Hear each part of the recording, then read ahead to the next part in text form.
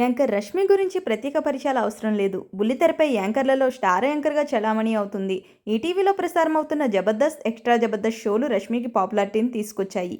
Career ప్రారంభ దశలో సినిమాల్లో సహాయక పాత్రల్లో నటించేది రష్మి. తర్వాత హీరోయిన్ స్థాయికి ఎదిగింది. రష్మి ప్రస్తుతం హైదరాబాద్లోనే స్థిరపడింది. బుల్లితెరపై సుడిగాలి సుధీర్, రష్మి జంట సూపర్ అని చెప్పొచ్చు.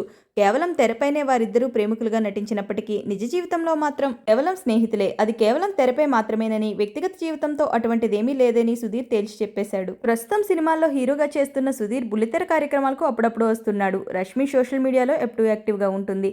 తాజాగా రష్మి సోషల్ మీడియాలో షేర్ చేసిన ఫోటోలు వైరల్గా మారాయి. పింక్ కలర్ డ్రెస్ వేసుకుని మెహందీ పెట్టించుకుంటున్న ఫోటోలు షేర్ చేసింది రష్మి.